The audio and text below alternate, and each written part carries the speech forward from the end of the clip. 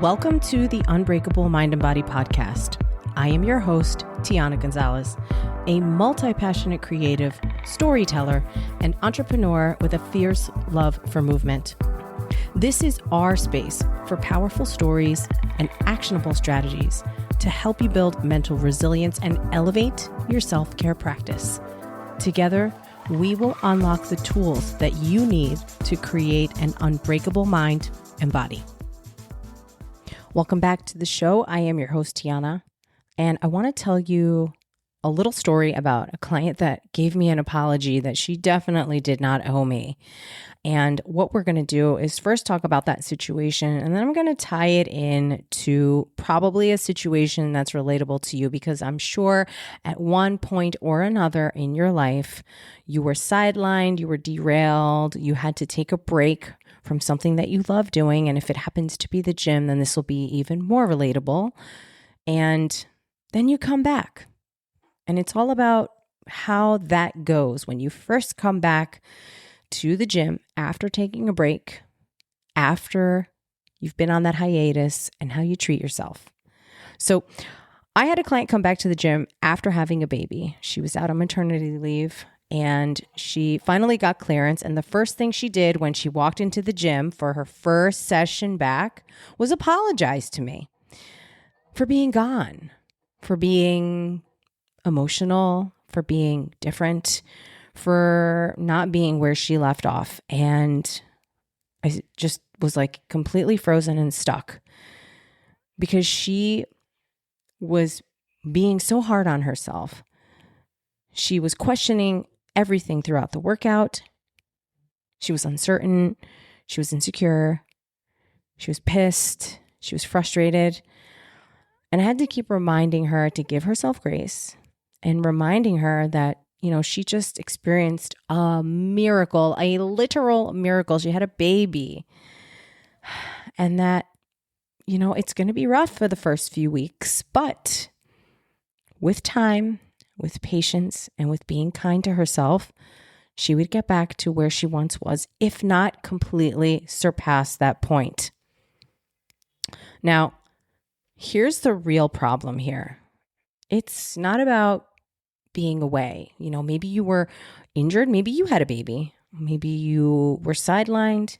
Something in your life was a major change and you had to step away from that, either that hobby, or maybe it was the gym, maybe it was mountain biking or running outside, whatever it was, your physical activity. You had to take a pause.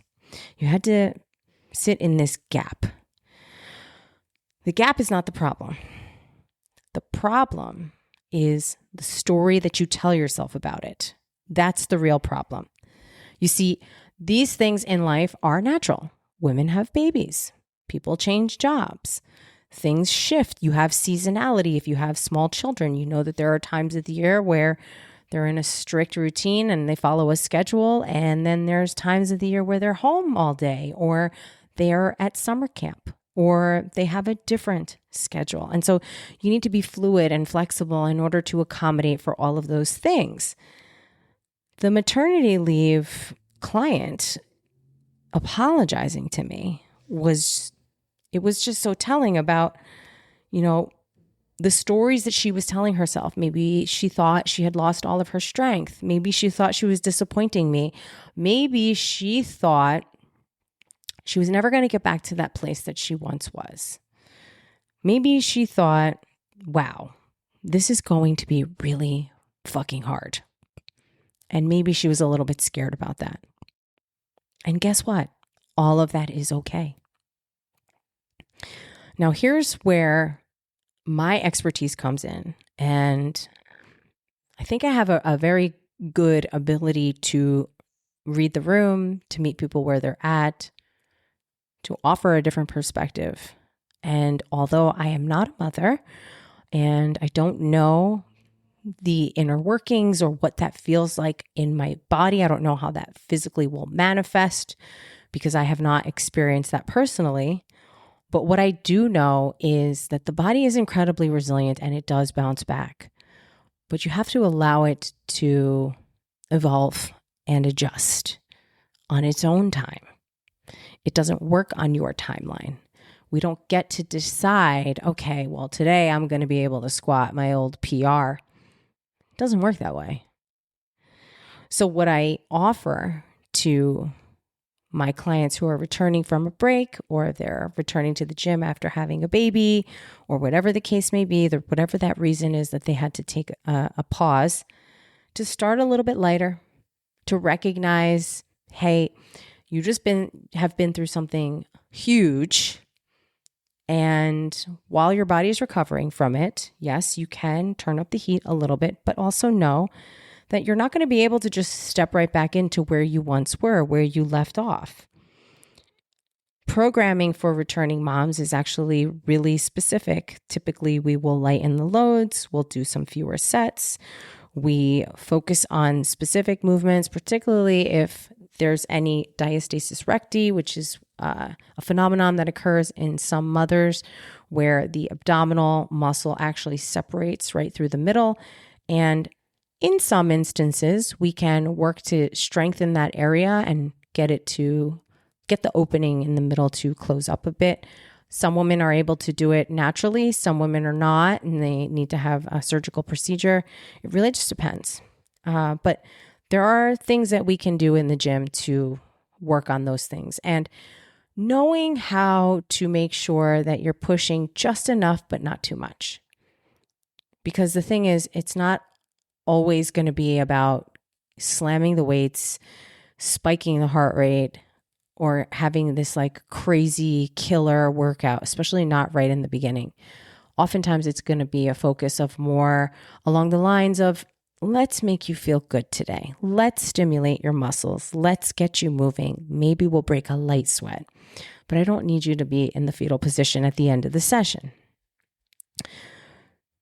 Another example is when people change their jobs. Sometimes you have to give yourself grace because you just changed jobs. Maybe you have a different commute. Maybe the expectations are a little bit different. It's good, in my opinion, when you're starting a new position to play defense. Even if your new employer is expecting a miracle or a great performance out of you, you don't want to come out hot. I always like to, especially when I was working in corporate type of roles or when I worked in construction, I would sit back and get a lay of the land, understand the state of the state, find out what the status quo is, and then operate accordingly. I have never been someone who wants to just come out hot, even in personal training, working at a big box gym. It's a sales job. Personal training is very much a sales job. And there are instances where people are competitive with each other. People may, I don't want to say backstab, but sometimes a prospect will be shopping and they'll meet with 2 or 3 or 4 different trainers and kind of see who they vibe with the best or who has the best so-called price. And so there is a level of competition. And even in that type of setting, like, I know who I am, I know what I know, and I know that nobody can do what I do the way that I do it.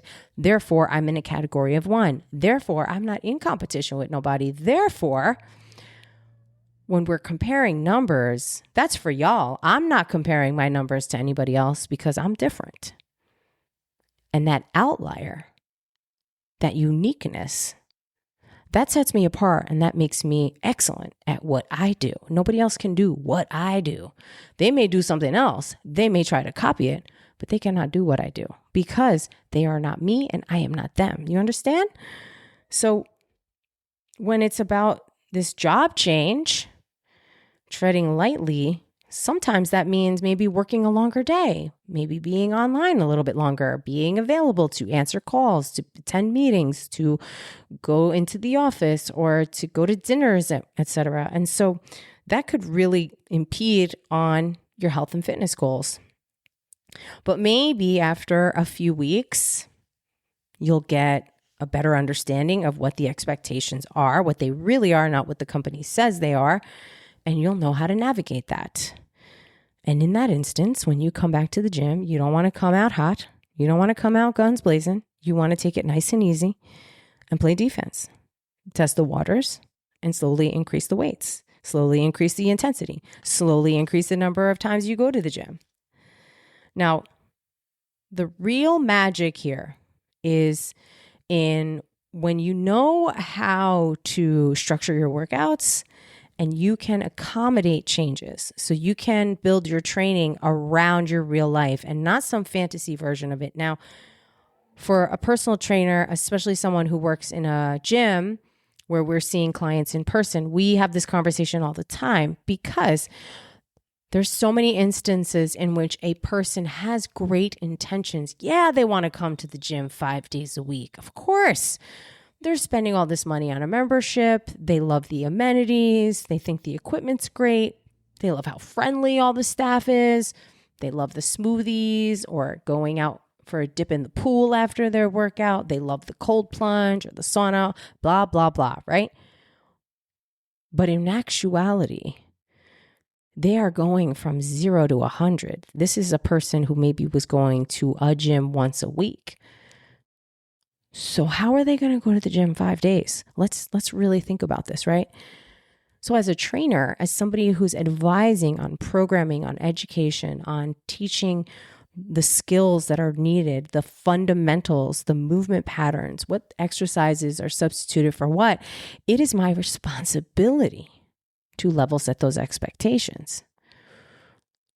You're not coming to the gym 5 days a week because if you're going from 1 day and jumping up to 5 days, that may work for a week or two, but I promise you, you will be so disappointed on that 3rd week when you only get to the gym twice.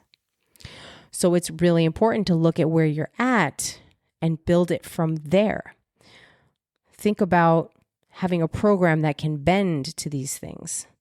So maybe we're talking about that seasonal situation for a busy parent or a single parent, or maybe even a full family, but the kids are home for summer now. So now their camp schedule changes, their activity schedule changes.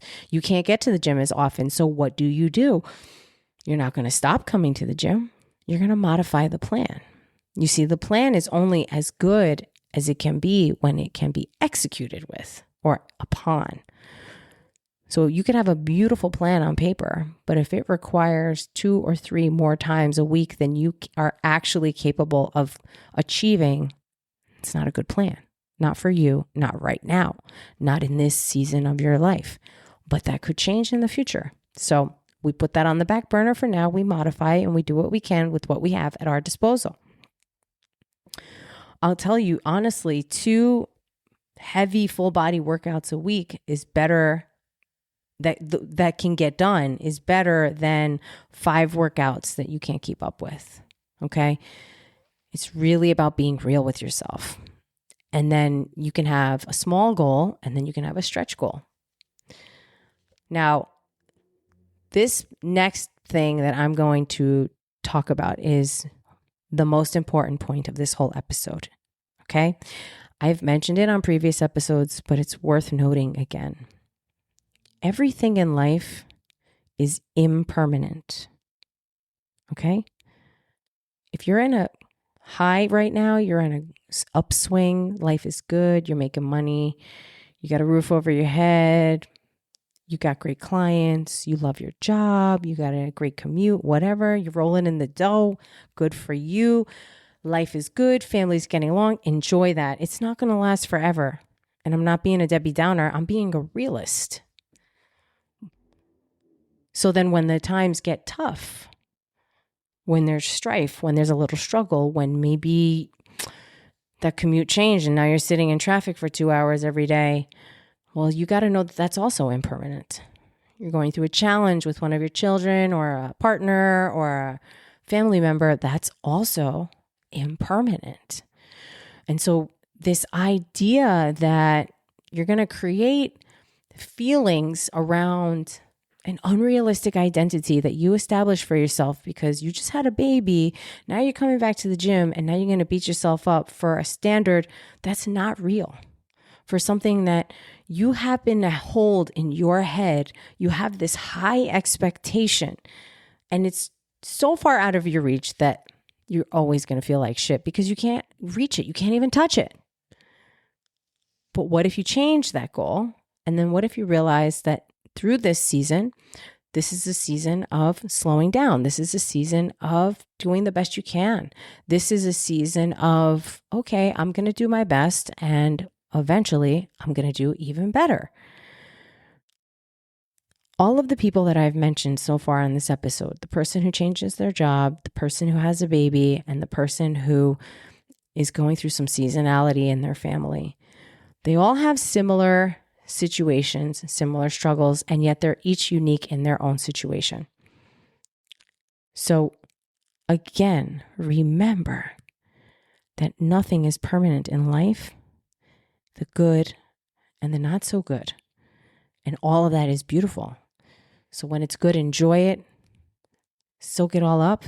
And when it's not so good, pray for the discernment and the strength to get through that tough time with the least amount of scars, the least amount of damage, and look towards better days. Now, here's some takeaways for you. This week, I want you to get back to that activity at least once, whether it's going to the gym, maybe you go to CrossFit, maybe you go for a run. I want you to do it at least one time this week if you have completely fallen off. And I want you to not beat yourself up if you are not like your old self, all right? The goal is not what you do, it's simply to complete the task. That will prove to you that you still got it. It doesn't have to be pretty, it doesn't have to be perfect. If you're running, it doesn't have to be fast. Now, if you're going back to the gym, I want you to cut your weights down. Just drop the number, lower the expectation, be real with yourself, set yourself up for a good experience. Consider this sort of a runway that you can ramp up and rebuild to get back to where you once were. You slow down to speed up. And then lastly, think about a program that you can complete in your hardest time or in your hardest week. All right? Something that you absolutely 100% can accomplish no matter what gets thrown at you. Because when you can do that, so yeah, you can go do the thing, work out once, but if you can stick to a plan, even if it's twice a week, but you can do that for a month straight, that's 8 sessions. That's better than none, right? So I want you to remember to be nice to yourself. If you're just coming back from a hiatus of any sort, it's going to be rough in the beginning, but you'll get through it. And if it's a life change, if it's a job change, if it's a swing of the pendulum and your kids are going to be going back to school at the end of the summer, enjoy the summer for what you have and just roll with it.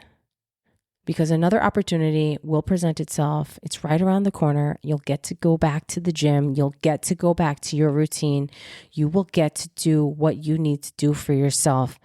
But your kids are going to keep growing and life is going to keep going. So you got to find that balance and know how to enjoy both the great and the not so great, because none of it is permanent. And at the end of our days, we're all going to move on to the afterlife of some sort, whatever you believe in. So enjoy what you have in front of you right now and do the best with what you got. I really appreciate your time and attention, and I appreciate my loyal listeners that tune in every week. Drop a comment or leave a review if you have the time. It really helps me to get pushed out to new listeners, amazing people just like you that we can add to our community. If you want to follow me on Instagram, you can check the show notes. You can also subscribe to my email newsletter, and you can learn more about a new offer that I'm going to be launching in September 2026. Thank you. As always, I'll catch you on the next one.